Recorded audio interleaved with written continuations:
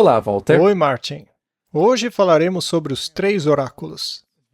É um tema bem importante. Sim. E por que estamos falando sobre os 3 oráculos? Bem, estamos falando sobre isso porque o mundo está seguindo a emoção, os sentimentos, quando, na verdade, deveríamos seguir os oráculos. E o mundo também segue falsos oráculos, não é verdade? Sim, o mundo também segue falsos oráculos. Portanto, é necessário distinguir entre os verdadeiros e os falsos. Eu espero que possamos fazer isso agora. Vamos orar para isso. Querido Pai Celestial, pedimos que o Senhor nos ajude na conversa de hoje. É importante que a apresentemos da maneira como o Senhor deseja. Ilumina nossas mentes e mantenha o inimigo afastado. Em nome de Jesus, amém. Bem, Martin, os jesuítas, sob a liderança de Inácio de Loyola, decidiram criar uma religião experimental e, muito em breve, eles estavam imersos em misticismo e experiências espirituais que eram desprovidas da palavra de Deus e assim levavam em uma outra direção. Já o protestantismo se baseava na palavra, no assim diz o Senhor. Então, nós vamos dar uma olhada nos 3 oráculos.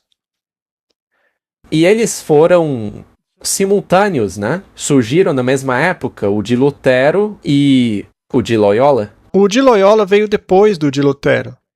Mas sim, eles eram contemporâneos. E os dois seguiam caminhos diferentes. Correto? E o mundo hoje está seguindo a corrente do Inácio de Loyola, a espiritualidade dele, e de muitas formas diferentes. O protestantismo, ele se baseia na palavra e somente na palavra. Mas, infelizmente, no Concílio de Trento, quando os protestantes foram questionados sobre a questão do sábado, eles optaram por permanecer alinhados ao papado nesse aspecto. E isso foi sua ruína. Exatamente. Foi o primeiro passo rumo ao seu declínio. Correto. Martin, a palavra de Deus não aceita concorrentes em seu campo. Não há competição à palavra de Deus. Eu sou Deus e não há outro, é o que dizem as Escrituras. Isaías 8, verso 20. A lei e ao testemunho. Se eles não falarem segundo esta palavra, é porque não há luz neles. Quanta luz, Martin? 0. 0. Nenhuma luz. Ou você concorda com a Bíblia ou não.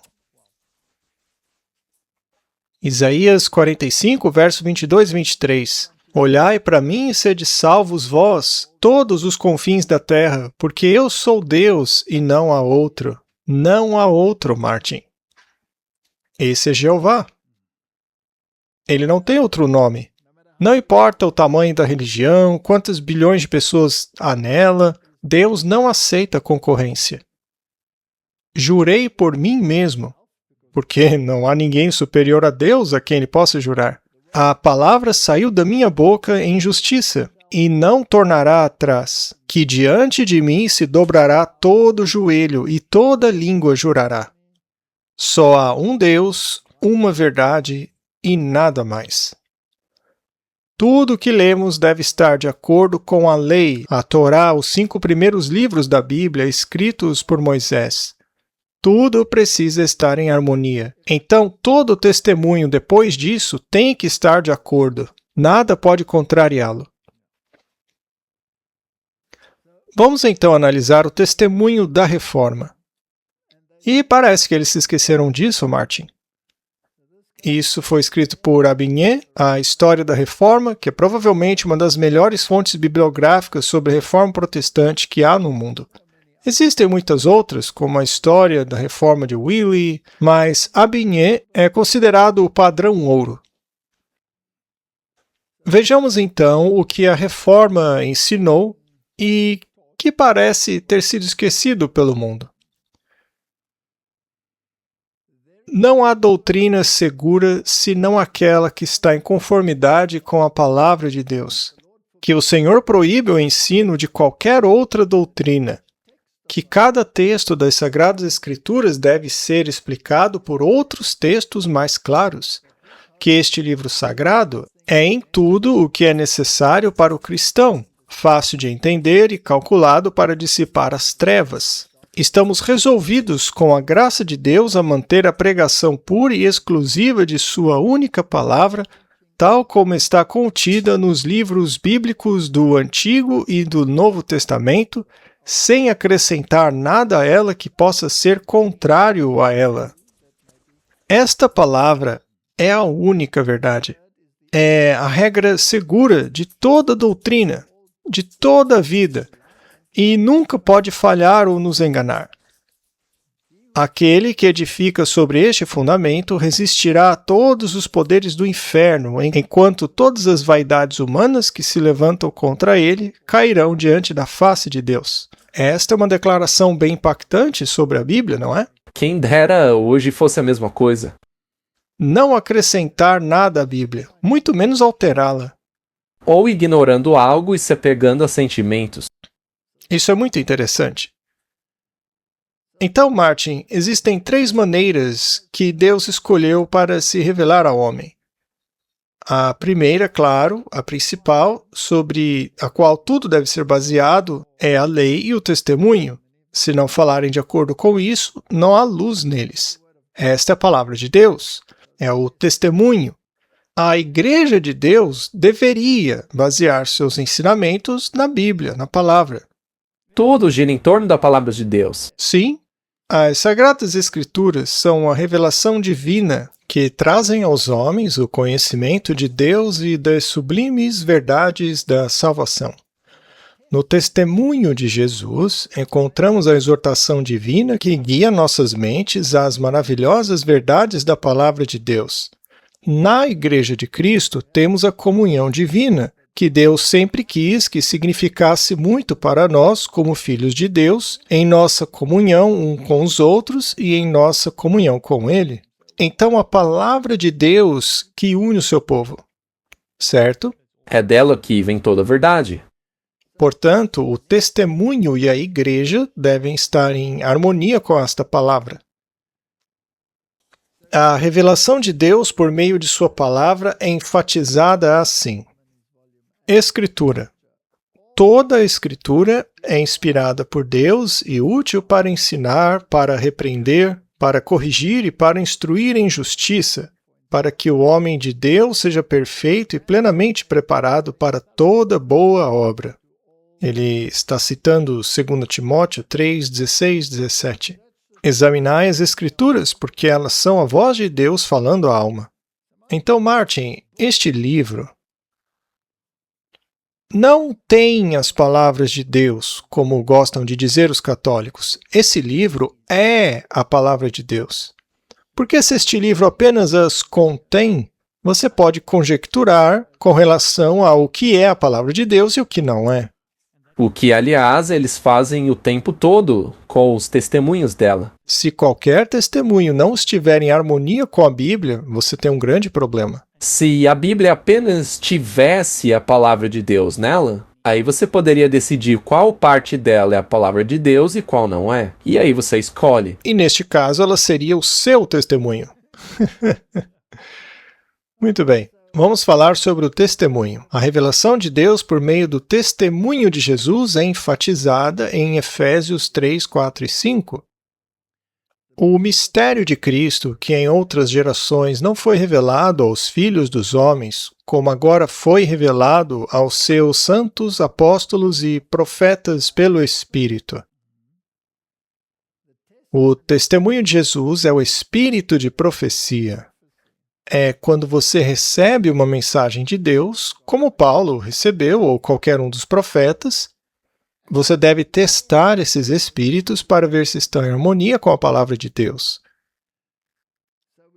Lemos em Testemunhos para a Igreja. Deus fala por meio de seus testemunhos. Devemos seguir as instruções dadas pelo espírito de profecia. Devemos amar e obedecer a verdade para este tempo. Isso nos salvará de aceitar fortes ilusões. Ou seja, Deus deu testemunho para nos apoiar em nossa interpretação das Escrituras. Deus tem nos falado por meio de Sua palavra. Ele nos falou por meio dos testemunhos para a igreja e por meio dos livros que ajudaram a esclarecer nosso dever atual e a posição que devemos ocupar agora. Qual é o nosso dever atual, Martin?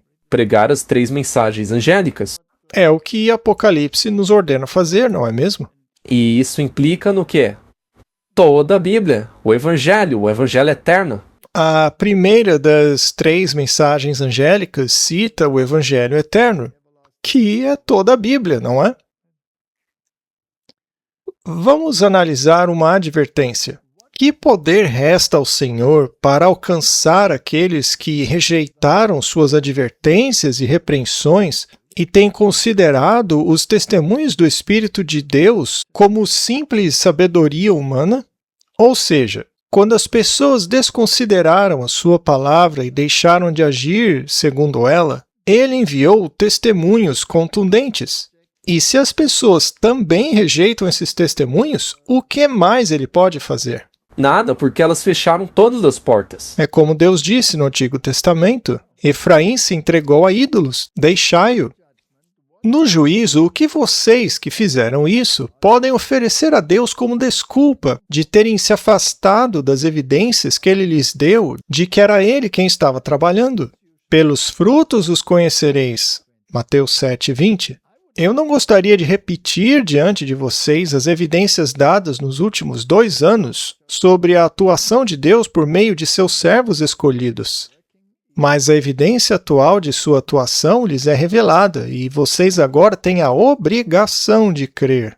Vocês não podem negligenciar as mensagens de advertência de Deus, não podem rejeitá-las nem tratá-las levianamente, sob pena de perda infinita. A objeção, o ridículo e a deturpação só podem ser praticados à custa da degradação de suas próprias almas. O uso de tais armas não lhes garante vitórias preciosas, mas sim empobrece a mente e separa a alma de Deus. Martin, já falamos sobre o espírito de profecia em muitos episódios aqui.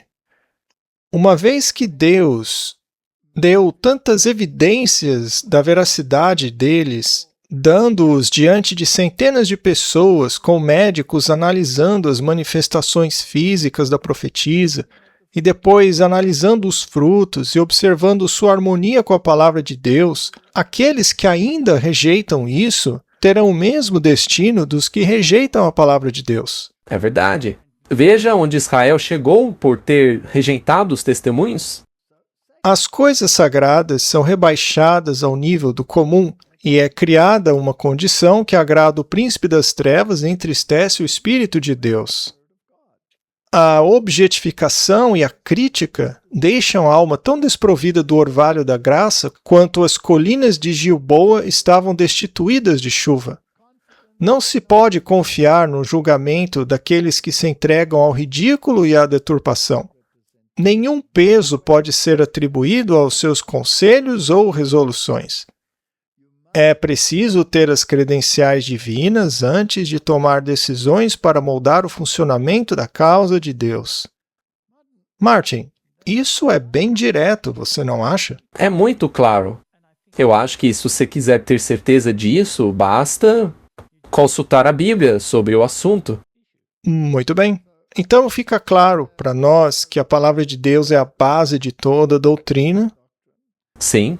E que os testemunhos são instruções diretas que nos levam à palavra de Deus e nos mostram como interpretá-la. Como estar em harmonia com ela. Vamos pegar um profeta antigo, vamos pegar Paulo, por exemplo.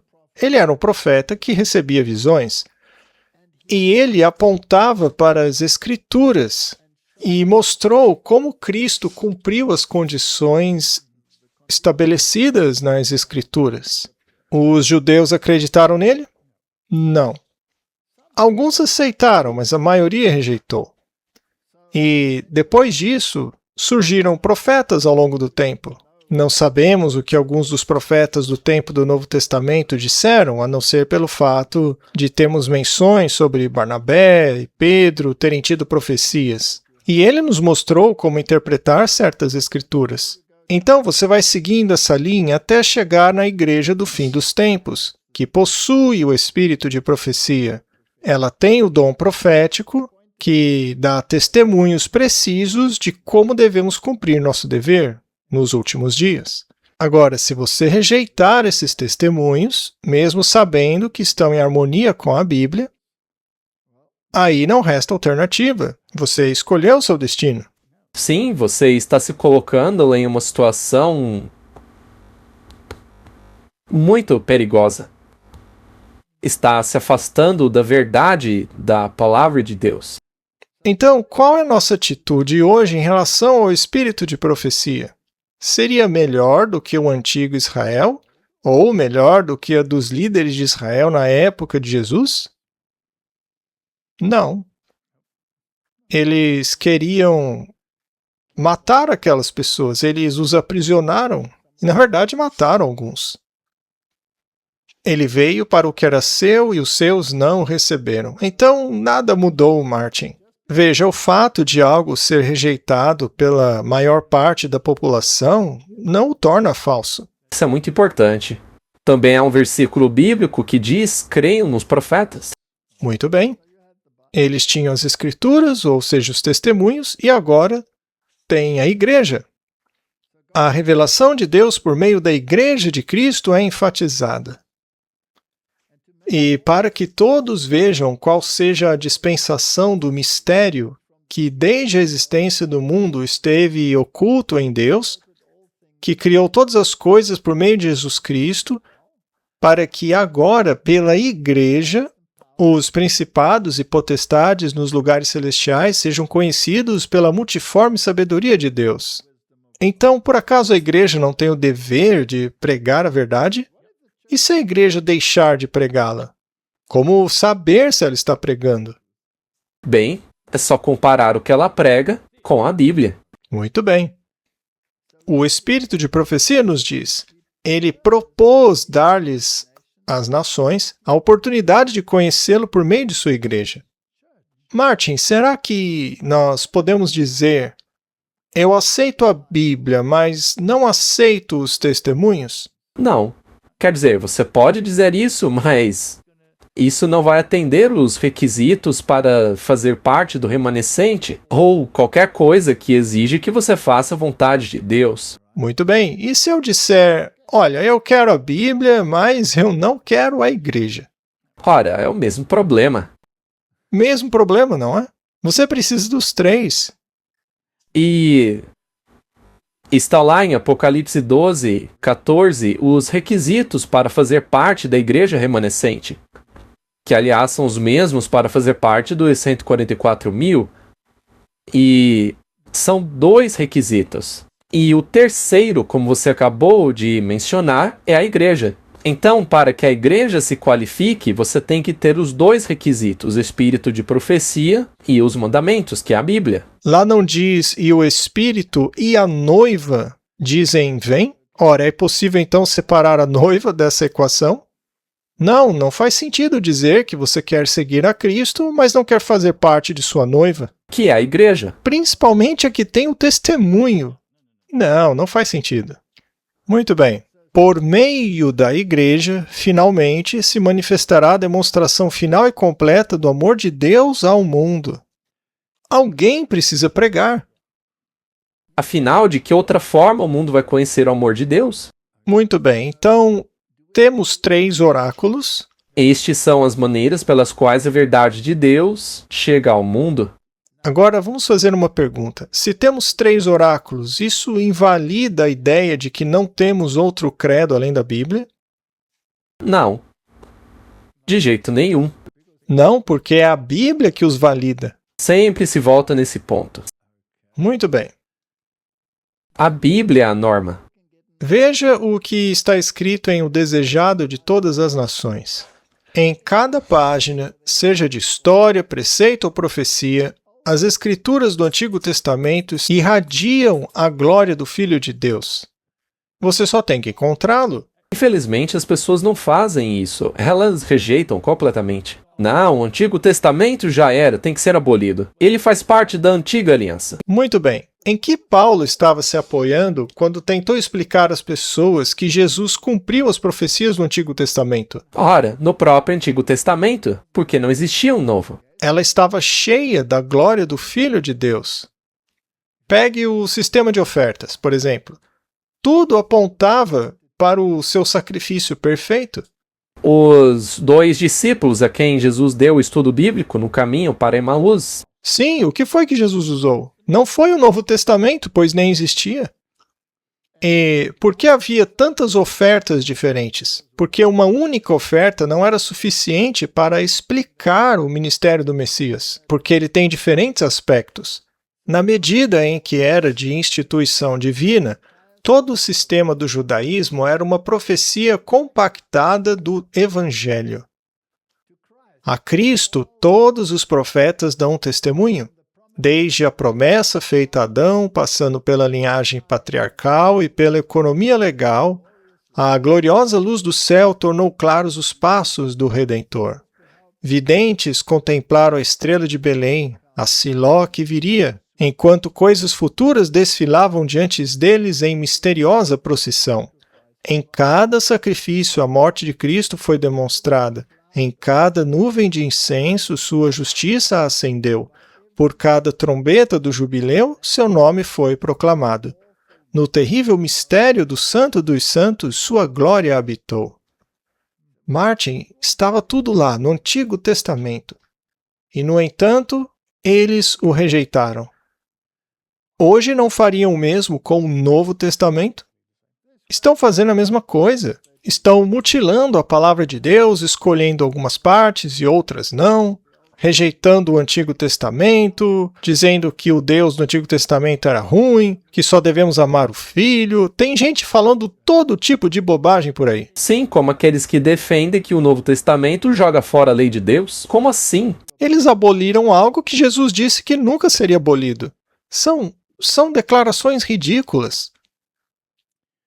A Bíblia e o Espírito de Profecia e a Igreja são as cartas de amor mais longas já escritas. Você concorda com isso? Sim. Aqui Deus fala aos filhos dos homens em uma linguagem de carinho afetuoso. Ele não apenas amou, mas amou tanto que nos deu o seu Filho eterno. Ele nos assegura repetidamente que nos ama, embora tenhamos sido pecadores e desobedientes. Ele diz, se vocês me amam, então guardem os meus mandamentos. Não deveria ser difícil entender isso. Como alguém pode ter um relacionamento com Jesus se ele não quer nem ao menos obedecer o que ele diz? Pois é. Observe as expressões utilizadas. Eu te amei com amor eterno. Portanto, antes mesmo da fundação do mundo, Deus já tinha decidido que morreria por nós. Ele já havia determinado. Então, a revelação divina também é conhecida como os oráculos de Deus. Lemos em Romanos 3, verso 2, sobre o oráculo de Deus, e em Atos 7, 38, os oráculos vivos. Essa revelação vinda do céu também é chamada de Palavra de Deus. Esse termo é usado tanto no Antigo quanto no Novo Testamento e vem em várias associações. Por exemplo, além da expressão Palavra de Deus, essa revelação divina é chamada de Palavra do Senhor, nos Salmos 18 e 30, e a Palavra do Santo de Israel, em Isaías 5, 24. Então ela é sagrada. Sim. E quando algo é sagrado, você não mexe nisso. De jeito nenhum. Aliás, é o próprio Deus quem chama isso de santo. O Papa não se autodenomina santo? É o que eu queria dizer. Não interessa se ele se chame de santo, ou o santo X ou Y. Isso é tudo construção humana. Além disso, quando os profetas descrevem a comunicação divina por meio deles, eles dizem, a palavra do Senhor veio a mim dizendo... Então, o profeta não está falando de si mesmo. Ele não está usando as suas palavras, mas aquilo que Deus disse. Existem muitas variantes dessa expressão. Por exemplo, assim diz o Senhor, 2 Samuel 7:8. Como Deus disse, 2 Coríntios 6:16. Deus falou, Gênesis 8:15. O Espírito Santo diz, Hebreus 3:7. Eu, o Senhor, disse, Ezequiel 21:17. O Espírito Santo falou pela boca de Davi. As Escrituras dizem. Então, Martin, a palavra Bíblia é o termo mais frequentemente usado para se referir às Escrituras sagradas, mas Bíblia não é uma palavra bíblica. Ela vem do grego, Bíblia significa livros. Então há pessoas que dizem que não podemos usar a palavra Bíblia, mas só significa livros. Sim, escrituras. O livro, a Bíblia Sagrada, é uma coleção sagrada de muitos livros. Este é o significado da palavra Bíblia. Bíblia é a coleção completa, portanto, este é um termo correto para se usar. É apenas uma descrição do que as escrituras são. E as próprias escrituras referem-se a ela como livros. No volume do livro está escrito sobre mim, Salmo 40, verso 7. Então, Martin, não bagunce com isso aqui. Agora, o testemunho deturpa isso aqui?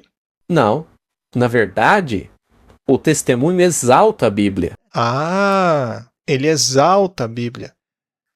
Então, se você colocar um microscópio no livro ou uma lupa na Bíblia, isso não é uma coisa boa? Sim, mas as pessoas não gostam disso. Eu gosto. E se estiver escrito no livro original que, no princípio, a alimentação do homem e a do animal também era de uma determinada maneira? E aí Deus diz à última igreja, olha, eu quero que vocês se acostumem com o que comerão no céu. Ora, isso torna a pessoa que deu esse testemunho um falso profeta? Alguns dizem que sim, porque essa recomendação foi apenas para aquele período. É o que dizem, né? Muito bem, Martin. Embora seja um livro, graças a Deus, ele é o livro dos livros. E isso foi bem expresso nas seguintes linhas.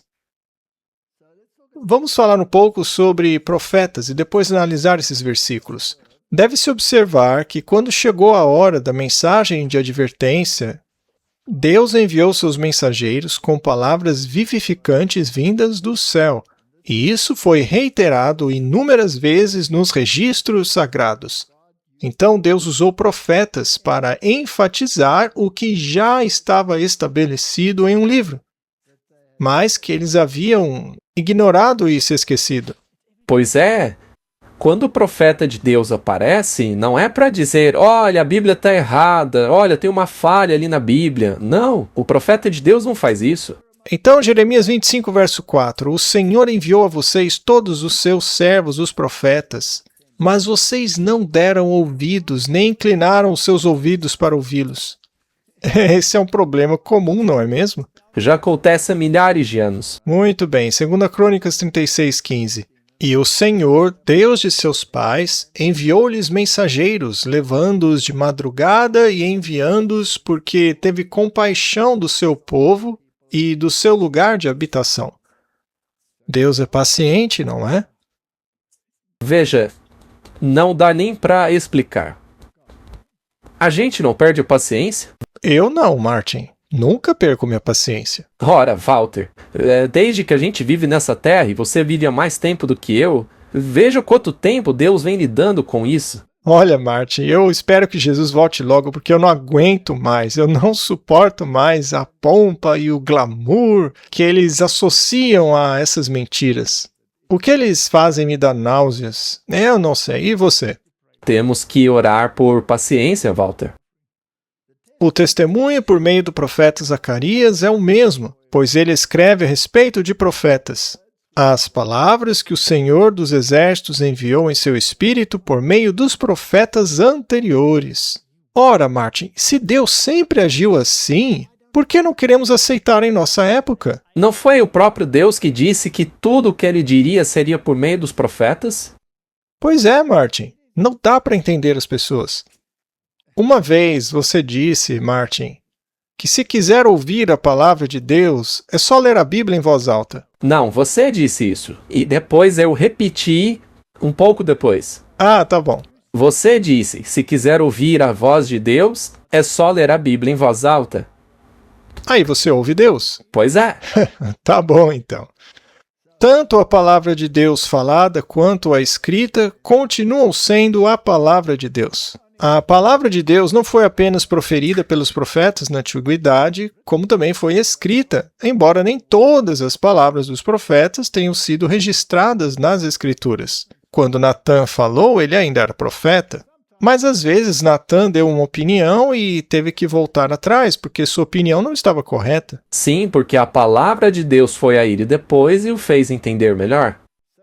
Então, dessa forma, as revelações enviadas pelos céus foram preservadas para as gerações futuras. Segundo as Escrituras da Verdade, os oráculos divinos foram falados pelo profeta Daniel, foram ditos, proferidos, Martin.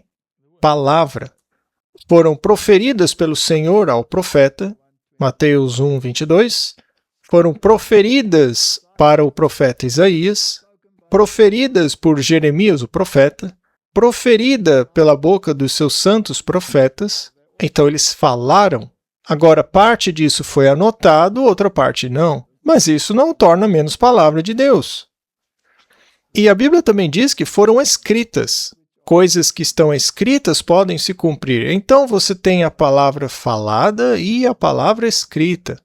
E se um profeta falar, é melhor prestar atenção. E quanto à palavra escrita? O testemunho dos próprios profetas ao longo dos séculos, os profetas do Altíssimo, declararam sem hesitação que a palavra que davam ao povo de sua época veio do Senhor.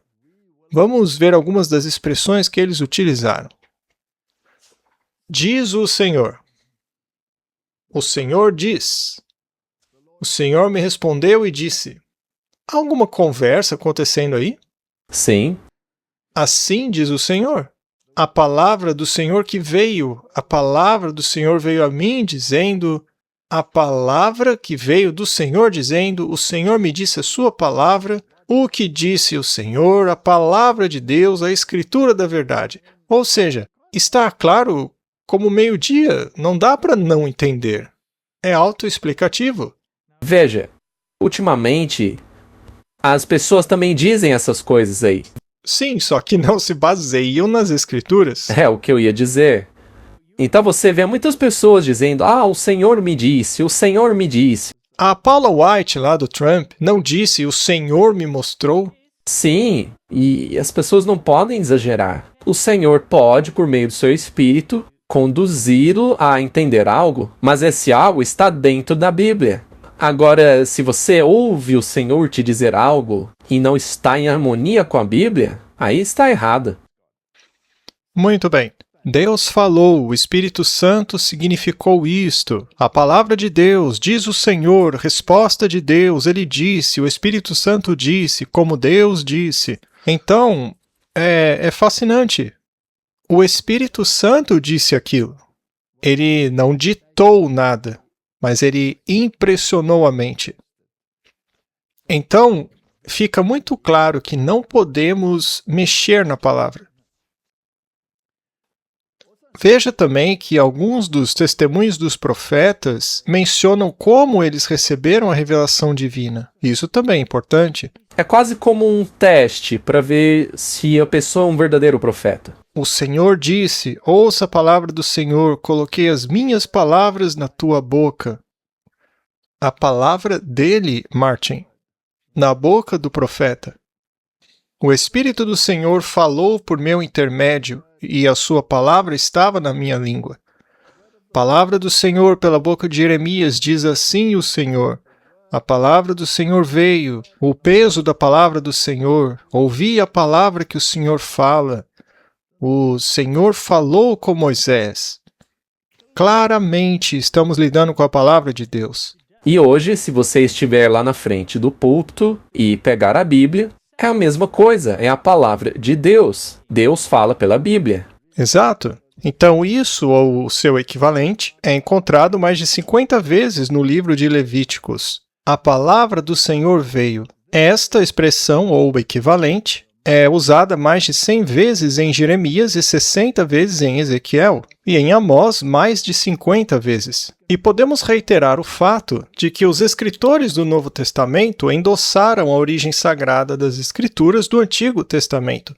Portanto, esse Deus é o mesmo Deus do Novo Testamento. E se esse Deus for o Deus Criador, e o Novo Testamento me diz que Jesus é o Criador, então ele é o mesmo Deus do Antigo Testamento. É o mesmo Deus. Ele não cometeu um erro no Antigo Testamento para depois ter que corrigir no Novo. E ele destruiu o mundo antediluviano por um acesso de fúria? Não, é porque ele queria te salvar. Porque não haveria mais linhagem para o Messias vir, exceto por uma pequena família. E se ele não tivesse intervido naquele momento, tudo estaria acabado. E também foi uma questão de execução de juízo. Um preâmbulo do que será o fim. Foi um presente de amor, certo? Muito bem. Então, Atos 1,16.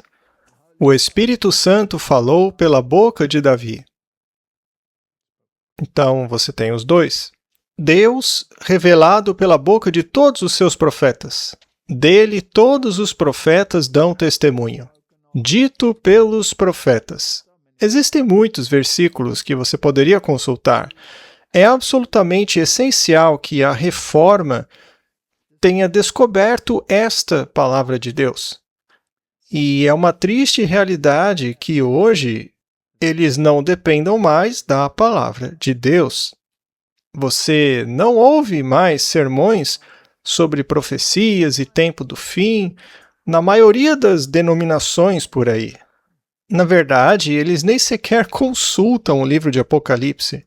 Mas este é o livro para a época em que vivemos. E aqueles que o fazem, infelizmente, o fazem por um caminho errado, pois interpretam de acordo com seus pensamentos e não deixando que a própria Escritura interprete os símbolos. Então, o Novo Testamento e o Antigo Testamento falam sobre a lei do Senhor. A lei do Senhor, Lucas 2,39, ou a lei de Moisés, Lucas 2,22. E o versículo 39 diz: E havendo eles cumprido tudo segundo a lei do Senhor, voltaram para a Galileia, para a sua cidade Nazaré. Portanto, aquilo que estamos lendo também é chamado de lei. A Torá, os 5 primeiros livros da Bíblia, contêm leis. Então, podemos dizer que a Bíblia é a vontade de Deus para nós. E uma revelação de quem é Deus. Você também mencionou uma vez que se trata de um documento legal. Então, tem que ver com a lei. E é fascinante como a Bíblia foi escrita de forma que nós não fôssemos distraídos por vírgulas ou pontos ou coisas do tipo. Você tinha que determinar isso de acordo com o contexto e não de acordo com a pontuação. Deve ter sido muito difícil porque o hebraico não continha vogais e estava escrito em um bloco sólido. Se você quisesse ler João 3,16, ficaria mais ou menos assim. É muito difícil de ler, não é mesmo?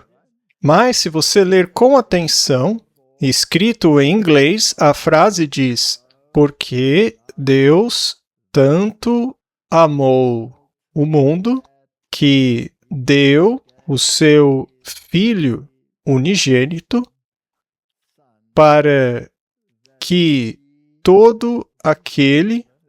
Só um momento. Para que todo aquele que nele crê não pereça, mas tenha vida eterna. Então, era assim que você tinha que ler. Deve ter sido difícil, né? Com certeza você precisava de treinamento para ler. Mas isso é incrível, porque hoje nós temos problemas por causa da pontuação. Existem doutrinas baseadas em uma vírgula no lugar errado, né? Muito bem, Martin, agora uma observação minha. Se um texto desse tipo fosse entregue a qualquer um de nós, certamente teríamos dificuldades consideráveis em saber quais vogais usar e também como usá-las, para separar as diversas palavras umas das outras. Sim, como acabamos de ler aí em João 3,16, mas a gente já conhece o texto. Agora, se tivesse que ler aquilo, você ficaria confuso. Com certeza.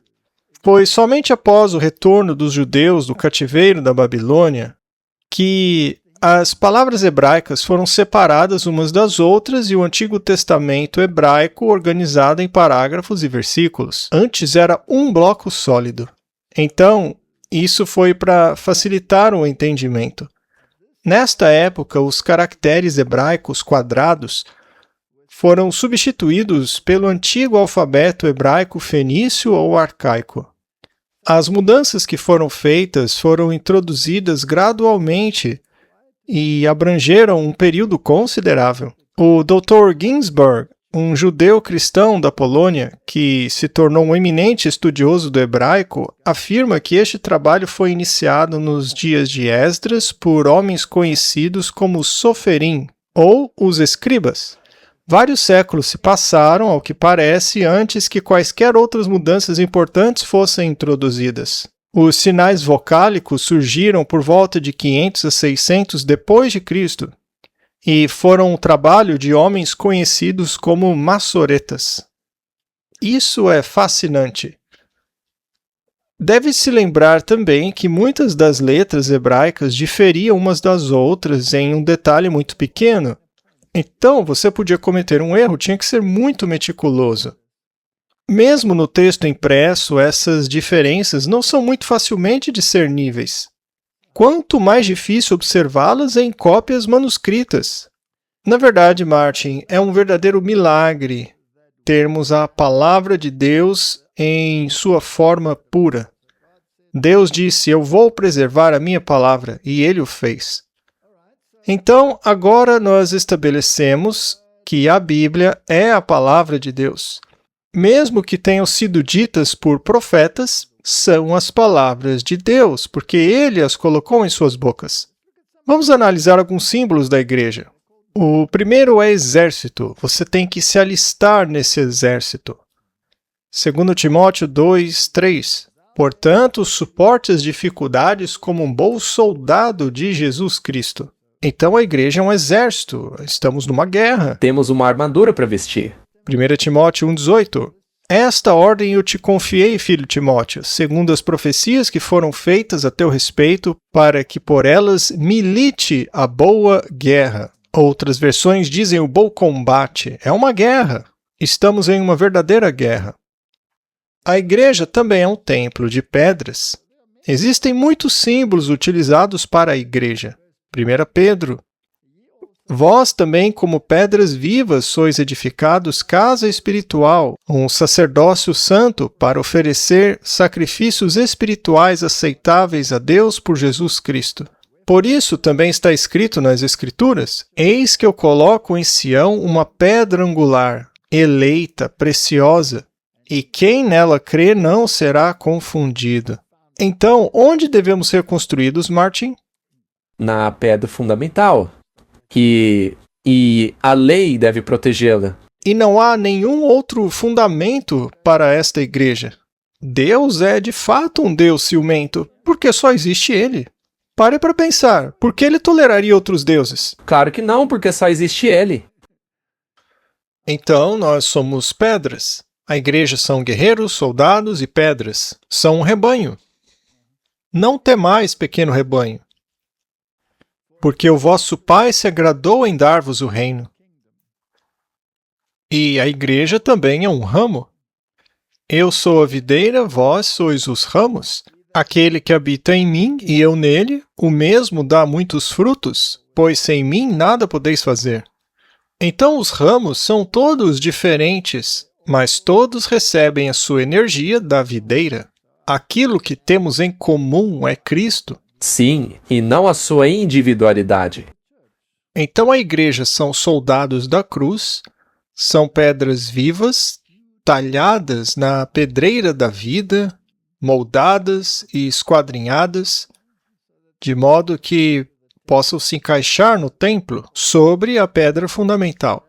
São um rebanho, e por isso seguem um pastor, e são ramos, e deve haver frutos nestes ramos. Ela é um corpo, a igreja é comparada a uma mulher casta, a uma noiva e a Sião. Então a igreja é uma mulher. Quando você lê em Apocalipse sobre a mulher, o deserto, o remanescente, ela está falando da igreja. Dito isso, será que eu posso rejeitar a igreja? Não. Não, ninguém pode. Você tem que ficar na igreja. E se a igreja se tornar uma prostituta? Bem, você deve ir à igreja que atende aos requisitos. Muito bem. É possível ter uma igreja dentro de uma igreja? É possível haver membros obedientes e desobedientes na mesma igreja? Sim, Trigo e joio podem crescer juntos? sim. Eu devo arrancar o joio? Não. Isso é o próprio Deus quem o fará. Dá vontade, mas... Sim, nós queremos ser os capinadores. Não sei se essa palavra está certa, mas enfim. E o nosso caráter não pode ser transferido, ele tem que ser desenvolvido, certo? E mesmo este é um papel do Espírito Santo. Certamente. Muito bem, diz Colossenses. E ele é a cabeça do corpo, a igreja, que é o princípio, o primogênito dentre os mortos, para que em tudo tivesse a preeminência. Portanto, Cristo é o centro e a igreja está reunida ao seu redor. E sujeitou todas as coisas debaixo dos seus pés, e o constituiu cabeça sobre todas as coisas para a igreja, que é o seu corpo, a plenitude daquele que cumpre tudo em todos. Então eu posso aceitar Jesus e rejeitar a igreja dele? É claro que não. Você só tem que aceitar. Da mesma forma que ele teve que passar por um monte de dificuldades com a igreja, nós temos que acompanhá-lo nisso. E se a igreja não for legal com você? Aí você ora por eles. Muito bem, Martin. Neste corpo há vários membros, e um membro não pode desempenhar exatamente a mesma função que o outro. Os olhos foram feitos para ver, e em nenhum caso podem realizar o trabalho dos ouvidos, que é o de ouvir, nem os ouvidos podem tomar o lugar da boca, nem a boca desempenhar a função do nariz. Contudo, todos esses órgãos são necessários para a perfeição do todo e trabalham em perfeita harmonia uns com os outros. Bem, às vezes eles deveriam fazer isso, né? Ainda tem umas dificuldades aí. Mas eu gostaria de voltar rapidamente ao que você disse sobre a videira. Você explicou aos nossos alunos da escola de evangelismo a importância disso daí. De que estamos todos ligados à videira, mas cada ramo é independente em personalidade. Sim, cada um tem sua própria personalidade, não pode haver fusão das personalidades uma na outra. Somos agentes livres. Mas o que todos têm em comum é que todos estão na videira. Mas sempre tem alguém que quer que você se conforme com a visão dele. Mas você é um indivíduo, você deve ir à palavra de Deus para descobrir qual é o seu dever, e não ao seu próximo. E quem está fazendo a podagem? Deus poda a videira. Sim, não é um ramo que poda o outro. Não, o seu colega ramo não é o seu podador. Ele seria muito irritante se começasse a fazer isso. Muito bem.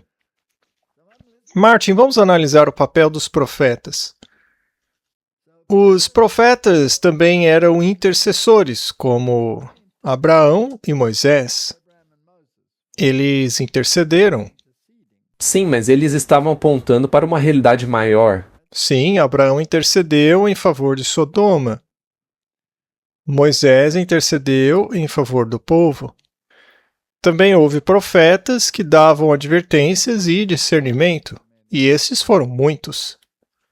Podemos ler em Testemunhos, volume 4, o seguinte: Em sua providência, o Senhor achou por bem ensinar e advertir seu povo de várias maneiras, por meio de mandamentos diretos, pelas sagradas escrituras e pelo espírito de profecia, ele lhes revelou sua vontade. Interessante. Só para perguntar, é possível descobrir a vontade de Deus? Claro que sim. Exatamente. E será que é uma impossibilidade pôr os profetas à prova? Não. Não, felizmente não. Todos os critérios estão ali. E se eles se encaixarem, eles são profetas. Advertirei, aconselharei, repreenderei, encorajarei conforme o Espírito de Deus ditar. Foi Ellen White quem escreveu isso. Quer os homens ouçam ou não. O meu dever não é agradar a mim mesmo, mas fazer a vontade do meu Pai Celestial que me deu a minha obra. Ela alegou que Deus lhe deu essa obra, agora cabe a nós colocá-la à prova. O que ela escreveu está em harmonia com a palavra de Deus, ela exalta o Salvador, ela manifesta os sinais físicos, existe prova de que ela manifestou os sinais físicos diante de milhares de pessoas, pelo menos 66 vezes em público, e as pessoas rejeitaram. 66 vezes, publicamente. Às vezes até grandes multidões. Sim, com centenas de pessoas ou um pequeno grupo, ela ficava sem respirar. Não respirava absolutamente nada, mas tinha uma super força, apesar de ser uma pessoa muito frágil.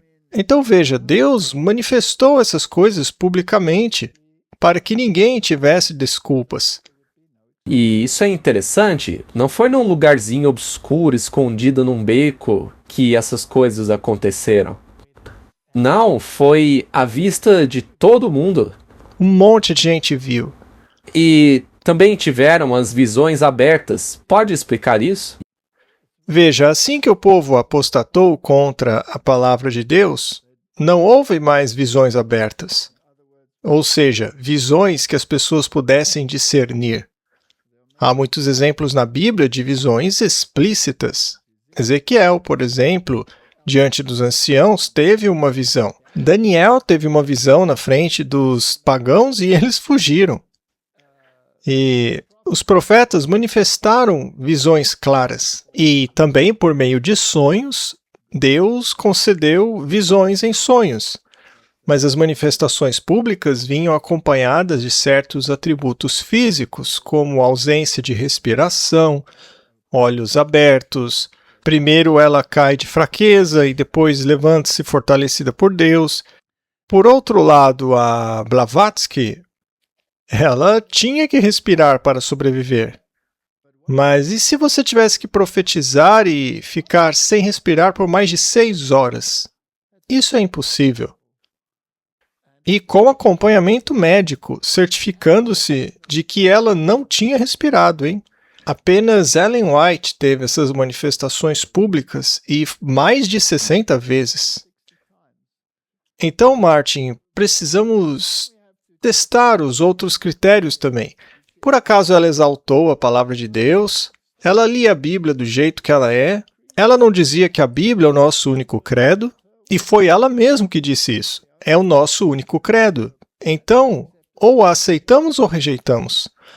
Se Deus tornou isso público, certamente ele não quis esconder em algum canto. Muito bem. Então eles também deveriam dar conselhos como Natã, Gade, Zacarias, Ageu, Ulda. Não lemos necessariamente tudo o que eles disseram, mas temos alguns trechos. Mas ainda assim eles eram profetas de Deus, eram professores. O ensino era geralmente tarefa do levita ou dos sacerdotes, mas às vezes profetas eram chamados para ensinar. Elias e Eliseu eram mestres nas escolas dos profetas. E também tem a palavra profecia, profetizar. O que significa pregar ou receber uma visão, mas principalmente pregar, né? Exatamente. Então, isso leva as visões, ou melhor, a profecia da Bíblia ao povo. E esta é uma responsabilidade da igreja. Jeremias 32. Eles me viraram as costas e não o rosto, embora eu os ensinasse. Ou seja, ele era um professor, certo? Levantando-me cedo e ensinando-os, eles não deram ouvidos à instrução. Os profetas também são denunciadores do pecado. Eles eram frequentemente tratados com desprezo, como foi Jeremias. Portanto, um verdadeiro profeta deve ter todos esses aspectos. E, Martin, os escritos de Ellen G. White, por acaso eles contêm conselhos? Ora, claro que sim. E é por isso que as pessoas não gostam muito. Eles ensinam, não é? Muito bem. Por acaso neles existe denúncia de pecados? Constantemente. Só que as pessoas não gostam disso. Por isso, é mais fácil ignorar. É mais fácil desprezar o profeta. Eles também conduziam cânticos, como Miriam, Natã, Gade, Davi, todos eles. A Miriam não conduziu as mulheres em um cântico, portanto, a música era parte importante disso. Por acaso, os escritos de Ellen White não abordam muito a questão da música? Claro que sim. Sobre o tipo de música. Exatamente, não dão conselhos sobre isso. Eles dão luz sobre o que é música sacra e o que não é. Em 2 Crônicas nós lemos: Ele pôs os levitas na casa do Senhor com símbolos, saltérios e harpas, conforme o mandamento de Davi, de Gade, o vidente do rei, e de Natã, o profeta. Porque assim foi o mandamento do Senhor por meio dos seus profetas. Ora, os levitas não eram uma simbologia da igreja? Toda promessa que se aplicava aos levitas se aplica ao povo de Deus em sua igreja. Portanto, os levitas hoje são os membros da igreja. E a música é uma parte muito importante disso. Sim, e nós, a igreja, precisamos entender a grande responsabilidade que temos, porque a responsabilidade dos levitas não era pequena. Então a música que cantamos deve ter todos os atributos da música celestial. Ela não deve levar você a um estado alterado de consciência. Muito bem, os profetas também eram pessoas que interpretavam o passado e o presente e o futuro. Certamente. Daniel não fez isso, Ezequiel não fez isso, Jeremias não fez isso. Ora, por que a profetisa dos últimos dias também não faria isso? E os profetas às vezes recebiam mensagens que não entendiam, ou não sabiam a quem eram dirigidas essas mensagens. Não é verdade? Sim, deixa o caso de Daniel. Daniel não entendeu.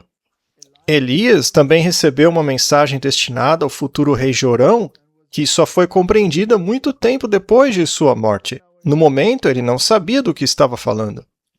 2 Crônicas: E chegou-lhe uma carta do profeta Elias, dizendo: Assim diz o Senhor Deus de Davi, teu pai, visto que não andaste nos caminhos de Josafá, teu pai, nem nos caminhos de Asa, rei de Judá. Isso nos leva a concluir que Elias já havia falecido quando esta mensagem foi entregue ao rei. É verdade. E é por isso que as profecias da Bíblia são válidas para nós hoje. Por acaso Ellen White não escreveu mensagens por carta que tinham que viajar o oceano em um caminho longo e tedioso naqueles dias para finalmente aparecer na mesa, digamos, do presidente de uma conferência? E ele então abre a carta bem no momento em que a pessoa sobre quem a carta falava estava sentada bem em sua frente. Isso é incrível. Pois é. O evento não havia ocorrido ainda. Ou então, em outra ocasião... Sim, o que ela escreveu na carta só foi acontecer 3 meses depois, no futuro. Em outra ocasião, ela teve uma visão sobre uma reunião onde decidiriam tornar as posições doutrinárias da igreja menos preeminentes em seus escritos. E essa carta só foi lida meses depois de escrita. Só que a reunião a qual a carta se referia tinha acontecido na noite anterior à leitura.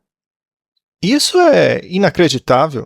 Então, existem muitos indícios no espírito de profecia que nos levam a concluir que é, de fato, uma manifestação genuína do Espírito Santo. E estas duas situações que você mencionou, assim como todos os outros escritos dela, sempre estão em harmonia com o que a Bíblia diz. É isso mesmo. Conforme o Senhor tem se manifestado por meio do espírito de profecia, o passado, presente e futuro já me foram apresentados. Passado, presente e futuro, igual Daniel. Já me foram mostrados rostos que eu nunca havia visto, e somente anos mais tarde, após vê-los, eu os reconheci. Já aconteceu de eu ter sido despertado do meu sono com uma vívida sensação de assuntos anteriormente apresentados à minha mente. E já escrevi durante a noite cartas que cruzaram o continente, chegando estas bem durante uma crise, a fim de evitarem um desastre para a causa de Deus. Meu trabalho tem sido assim por muitos anos. Os profetas também encorajam? Claro. 70 profetizaram e carregaram fardo com Moisés quando o povo murmurou por causa de carne. E hoje, muitos que se levantam para falar sobre este assunto são tão desprezados como naquela época. Mas, de alguma forma, Deus continua a levantá-los para serem um espinho na carne daqueles que são ávidos por carne no dia de hoje. Você concorda, Martin? Claro, com certeza. Este assunto ainda é uma pedra no sapato de muitos. Você acha que o povo da época gostou quando Moisés lhes disse que era melhor que se santificassem ou teriam problemas? Eu gosto da parte que diz que Deus continua suscitando essas pessoas, ou como você já mencionou, essas pestes. Sim, essas pestes continuam voltando, sempre falando de reforma da saúde ou do sábado. Esses assuntos sempre causam confusão, né? E sabe o que eu acho interessante? Quando eu vou a certas igrejas, eu acho curioso que as pessoas comecem a reclamar porque estamos pregando a mensagem de saúde, etc. E aí, de repente, aparece um outro pregador totalmente diferente com o mesmo assunto. E aí as pessoas que reclamaram têm que ouvir de novo. E elas sempre vão reclamar de novo. É incrível, não é? Sim, e para mim isso deixa claro que essas pessoas não querem esta parte da mensagem. Mas aí vamos jogar o bebê fora junto com a água da bacia? Infelizmente é o que alguns fazem. Pois é. Moisés disse ao Senhor: Por que afligiste o teu servo? Por que então não encontrei graça aos teus olhos, que tu impuses sobre mim o fardo de todo aquele povo? Será que fui eu quem concebeu essas pessoas? Por acaso eu dei luz a eles para que me digas, carrega-os no teu seio, como um pai que amamenta uma criança até chegarmos na terra que juraste a seus pais? Martin, você não estava reclamando comigo outro dia que não aguentava mais? É por isso que eu estou rindo, Walter. Não é porque eu acho engraçado, mas é porque eu me identifico com o que Moisés disse aí. De onde me virá carne para dar a todo esse povo? Porque eles choram a mim dizendo, dá-nos carne para comer. Que dieta terrível Moisés deu para eles, né? E hoje continuam reclamando com o profeta da mesma mensagem. Não posso carregar todo esse povo sozinho, é pesado demais para mim. Se assim me tratas, então mata-me, peço-te. Ele não aguentava mais, coitado. Eu me simpatizo com ele. Você já passou por coisas assim, Martin? Olha, eu acho que eu tenho que ler Números mais vezes, depois de ter lido isso aí. Eu te suplico sem hesitar. Se encontrei graça aos teus olhos, não me deixes ver a minha desgraça. Não aguento mais, me mate. Não quero mais fazer isso. Bem, eu já passei por isso. Eu realmente já disse isso ao Senhor. Senhor, acabe comigo agora mesmo. Curiosamente, a coisa fica ainda pior. É verdade. E o Senhor disse a Moisés, reúne-me 70 homens dentre os anciãos de Israel, que sabe serem os anciãos do povo e seus líderes. e os conduz à tenda da congregação para que fiquem ali contigo. As pessoas já não gostavam de um, aí Deus colocou mais 70. É como a série Ataque Total. As pessoas tinham reclamado de 2 palestras, eu fui lá e fiz 36. Deus age assim. E eu... Diga. Antes que as pessoas comecem a reclamar, quero deixar claro que não estamos rindo da situação. Sabemos que é algo sério. Mas é que quando você se identifica com esse tipo de coisa, você ri por dentro porque você entende como é. Sim, nós rimos porque a gente se identifica. Então eu descerei e falarei contigo ali, e tomarei do Espírito que está sobre ti, e o porei sobre eles, e eles carregarão o fardo do povo contigo, para que não carregues sozinho. Então, Martin, em vez de 1, eles receberam 70. Fez diferença? Não. Não. Mas pelo menos tirou um pouco do fardo de Moisés, né? Para ele ficou mais leve. Sim, para Moisés ajudou bastante. Mas ele deve ter rido quando viu os outros 70 pregando a mesma coisa que ele pregava. Números 11 e 25.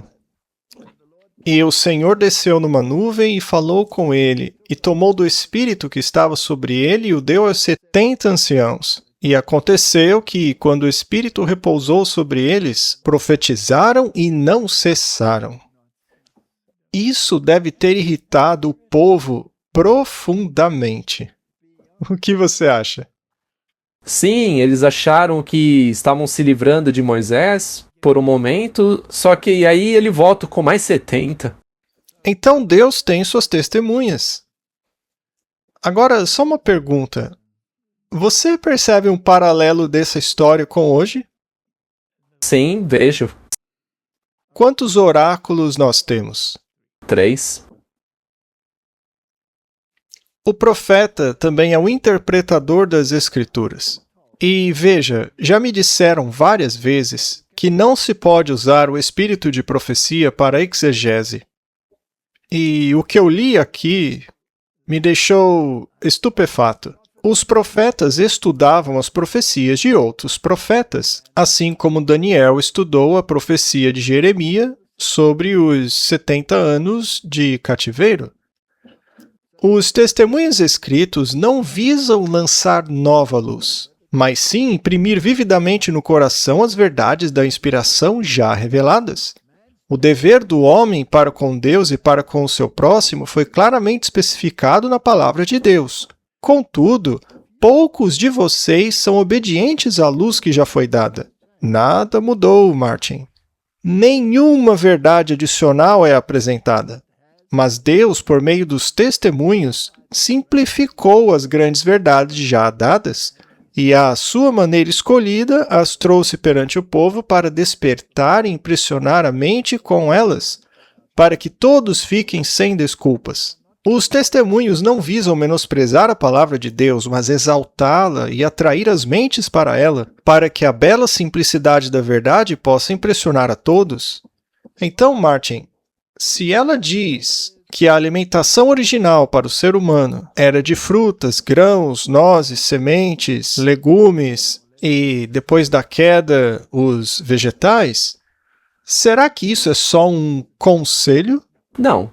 Da mesma forma que não era só um conselho para Adão e Eva. Se Ellen White diz que a besta é o catolicismo, isso é uma opinião ou é exegese? Exegese?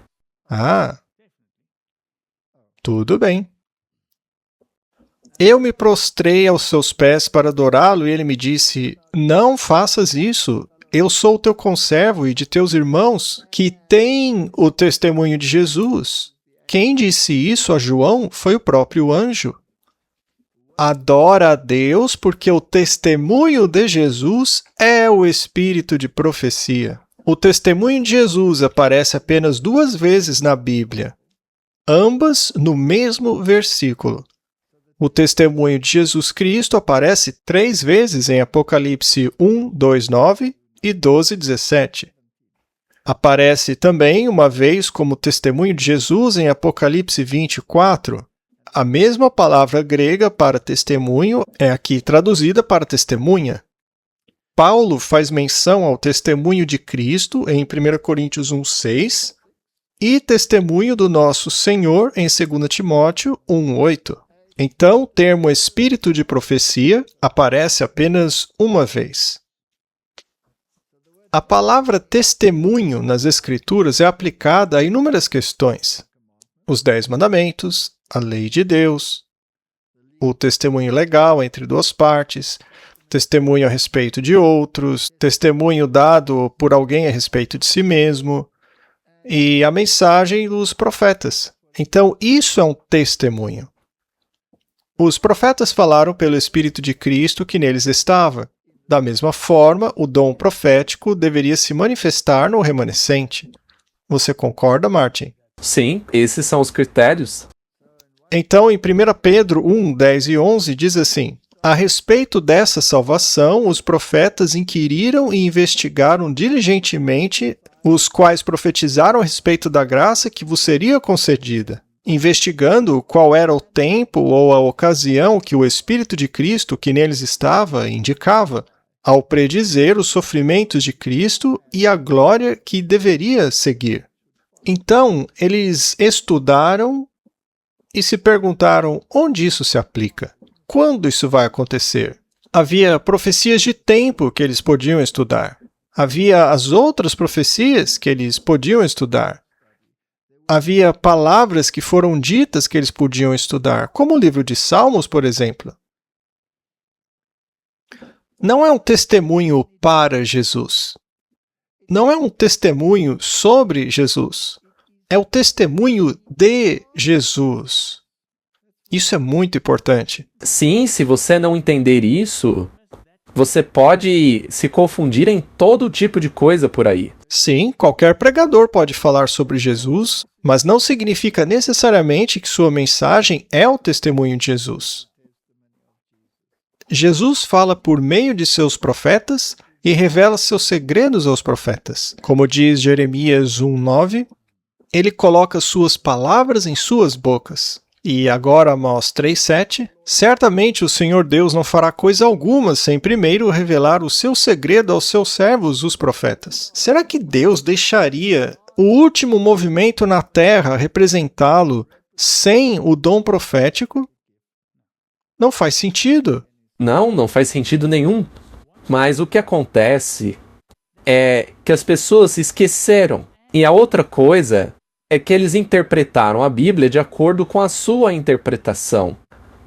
Só que o testemunho foi dado para levar de volta a Bíblia, para alinhar as coisas. E não seria justamente no momento em que o mundo está uma gigantesca confusão, não seria a hora certa para Deus agir? Claro. Sim. E ele sempre agiu assim.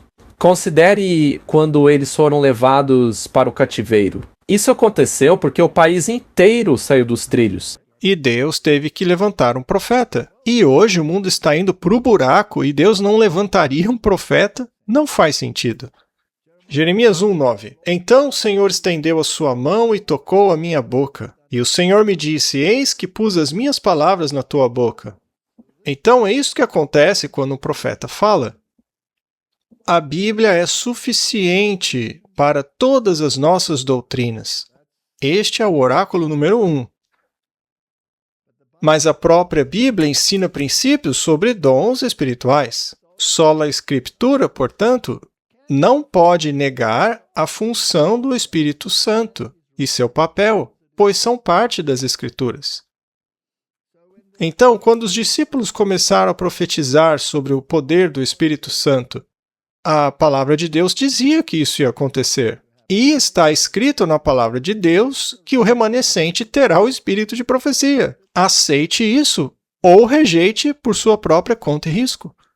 Os dons espirituais, portanto, guiam a igreja na interpretação correta das Escrituras e corrigem os males que se infiltram na igreja. Negar este ofício do Espírito Santo é negar as Escrituras que o informam. Joel se refere ao derramamento do Espírito Santo nos últimos dias e especificamente no versículo 32 sobre o remanescente que Deus chamará. E acontecerá depois disso que derramarei o meu Espírito sobre toda a carne. Vossos filhos e vossas filhas profetizarão, vossos anciãos terão sonhos, vossos jovens terão visões, e também sobre os servos e sobre as servas naqueles dias derramarei o meu espírito. Então ele está profetizando que essas coisas vão acontecer. E mostrarei prodígios nos céus e na terra, sangue, fogo e colunas de fumaça, e o sol se escurecerá. Martin, todos esses sinais já passaram. A lua já ficou como sangue. Ele está nos dizendo a hora exata em que isso aconteceria. Ainda assim, as pessoas dizem que não é verdade. Pois é. Veja, isso é realmente impressionante. Porque vivemos uma época muito privilegiada da história. Porque basta olharmos para trás e vermos que praticamente todas as profecias já se cumpriram. Sim, tudo isso já aconteceu. Então veja que o espírito de profecia se manifesta diante de milhares de testemunhas, mas as pessoas dizem não. Eu quero a Blavatsky. Eu quero Alice Bailey. Me dê qualquer outra profetisa, essa aí eu não quero. Muito bem. Isso vai acontecer antes do grande e terrível dia do Senhor. Sabe, eu não hesito nem um pouco em mencionar o espírito de profecia. Alguns dizem, não, você não pode mencioná-la nas suas pregações. Desculpe, eu vou mencionar sim. Muito bem. Entre o remanescente que o Senhor chamar. Ora, o remanescente terá essas manifestações. Está escrito na Bíblia. E se não fosse assim, haveria um problema. O cumprimento parcial da profecia, em Atos 2, 16, 18, na chuva temporã, aponta para um maior cumprimento ainda disso na chuva serôdia. Vamos recapitular. Já falamos outras vezes, mas vale a pena rever. O que eram as visões abertas e as visões noturnas? 1 Samuel 3:1. E o menino Samuel servia ao Senhor perante Eli. E a palavra do Senhor era preciosa naqueles dias. Não havia visão aberta. O que é visão aberta, Martin? Vamos para Ezequiel. No 6º ano, no 6º mês, no 5º dia do mês, estando eu sentado em minha casa e os anciãos de Judá sentados diante de mim, a mão do Senhor Deus caiu ali sobre mim. Então olhei e vi uma semelhança com aparência de fogo, de seus lombos para baixo, fogo. Foi como João viu também no Apocalipse. E de seus lombos para cima, era uma aparência de brilho como a cor do âmbar. Então isso aconteceu diante de todos, foi uma visão aberta. E aqui temos Daniel. Eu, Daniel, fui o único a ver a visão, pois os homens que estavam comigo não viram a visão, mas um grande tremor os acometeu. Estes eram os babilônios. Sim, eles ficaram com medo, eles tremeram como árvores. E eles fugiram para se esconder. Então Daniel teve uma visão aberta.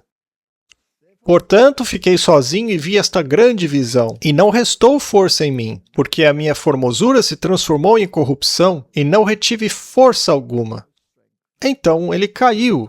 Sim, Daniel caiu. Portanto, aqueles pagãos tiveram a oportunidade de testemunhar Daniel em visão, mas eles fugiram de medo. Eles viram que ali havia um poder sobrenatural. Até mesmo o médico que foi averiguar Ellen White em visão, ele saiu correndo e disse, me tirem daqui. Sim, ele disse isso mesmo. Mas as escrituras também mencionam as visões noturnas. São visões que eles viam à noite, em sonhos, né? E aqui nós temos todos os versículos que as pessoas podem consultar depois. Essas manifestações são claramente descritas no oráculo de Deus. Nós teríamos um problema se elas não acontecessem. As primeiras visões de Ellen White eram todas visões abertas, e as posteriores foram mais de visões noturnas. Era para ser visto. Sim, não era algo para se esconder num canto. Quer minha vida seja poupada ou não, meus escritos falarão constantemente, e sua obra prosseguirá enquanto houver tempo. Não precisamos de um outro profeta. Não, 180 anos depois, e o espírito de profecia continua tão relevante hoje como antes. Há muitas advertências contra falsos profetas na Bíblia. Pare para pensar, por que a Bíblia alertaria sobre profetas falsos se não houvesse os verdadeiros? Se não fosse assim, seria desnecessário testar os espíritos. E isso aqui é importante, veja. Ao desprezar ou não aceitar, ou resistir e irritar o espírito, negando. E aliás, Martin, isso não é muito perigoso? Isso é extremamente perigoso. As pessoas não percebem que, ao negarem o espírito de profecia, pouco a pouco, estão caminhando para o precipício. Exato. Com relação a João Batista, está escrito o seguinte: muitos iam a ele e diziam, João não fez milagres, mas todas as coisas que João falou sobre esse homem são verdadeiras. E muitos acreditaram nele. No caso dele, Martin, a verdade era o seu poder, não a ostentação e os milagres. E se isto for um símbolo de Elias, então o mesmo deve ser na profecia do fim dos tempos. O problema é que os cristãos do mundo querem um sinal, querem milagres. Sim, querem manifestações. Aqueles que rejeitaram o seu testemunho o fizeram por sua própria conta e risco. Que desculpa podemos oferecer se fizermos o mesmo com relação ao profeta do remanescente? Não há desculpas. E se derem uma desculpa, é egoísta. Isso eu garanto. Eles não querem seguir. 2 Crônicas 20:20. Levantaram-se de manhã cedo e saíram para o deserto de Tecoa. Ao saírem, Josafá pôs-se em pé e disse, ouça-me, Judá e habitantes de Jerusalém.